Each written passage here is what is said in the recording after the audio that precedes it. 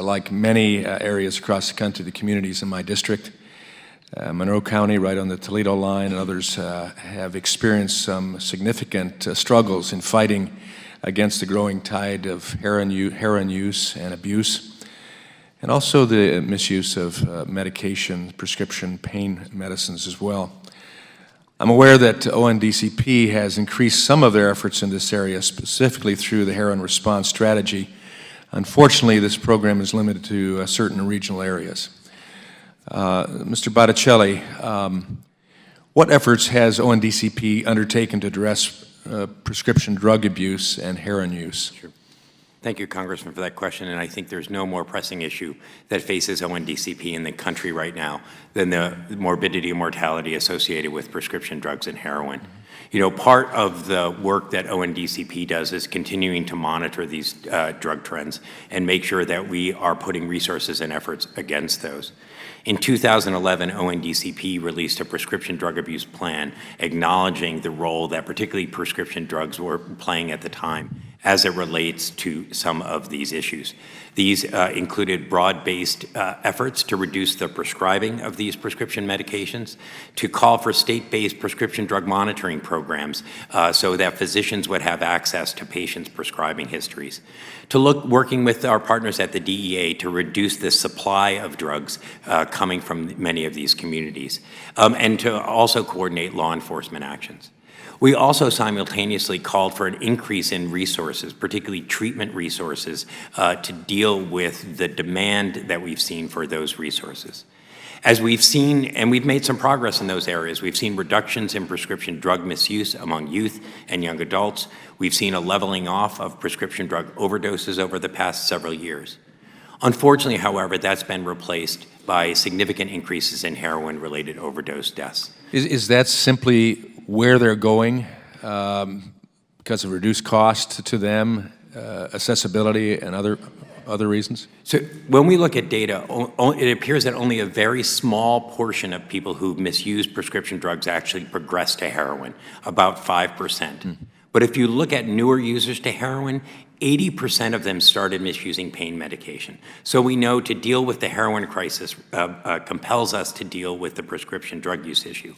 But we're also focusing on how we address the heroin issue, again, from a comprehensive perspective. We know that some of this is related to this vast supply of very cheap, very pure heroin in parts of the country where we haven't seen it before. As Congressman Cummings talked about, we know that heroin has been in many of our communities for a long time. But we really have to diminish the supply that we have. But we also have to treat it, make sure that people have access to good evidence-based care. And we've also been working, quite honestly, in our partners with law enforcement to diminish and reduce overdoses through the overdose reversal drug naloxone. And, you know, I have to say I've been really heartened by how law enforcement across this country has taken on not only reversing drug overdoses, but also, to the point of not arresting people, are shepherding people into treatment. So not only have we seen our law enforcement entities respond in terms of reducing overdoses, but are really accelerating and coming up with, I think, are really innovative programs to get people into treatment. Okay.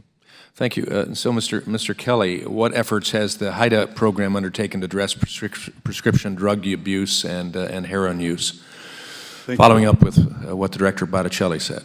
Sure, and thank you for that question. The HIDA program has historically always identified the most prevalent threat.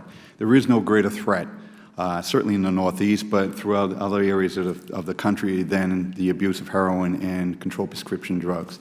It is probably the overriding issue taking the lives of so many. So for that reason, the HIDA program has put that firmly on the radar.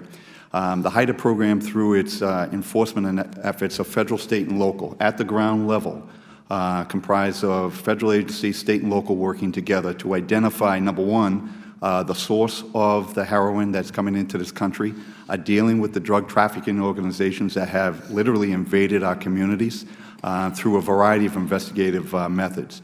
But the HIDA program also embraces, as I said earlier, a very holistic and multidisciplinary approach. We recognize in law enforcement across this country each and every day that we can't arrest our way out of this program, out of this problem. And so for that, we have reached out to the public health community. We have made partnerships where partnerships never were before. International as well? International as well. International through ONDCP and the DEA, which are probably the backbone of many HIDAs, have worked to identify where it's coming internationally. And when we do that, we try to interrupt that supply line. The supply line goes to distribution areas throughout the United States. We have HIDA groups that day in and day out focus primarily, again, on the major trafficking organizations, not the user on the street per se, not the person that's afflicted medically, that's the victim of a disease, but by those organizations that are making money at the anguish of so many. So we look at it in a multidisciplinary approach from enforcement, from prevention, and from partnerships that was established throughout the public safety and public health community. Thank you, and my time has expired, and thanks for the latitude.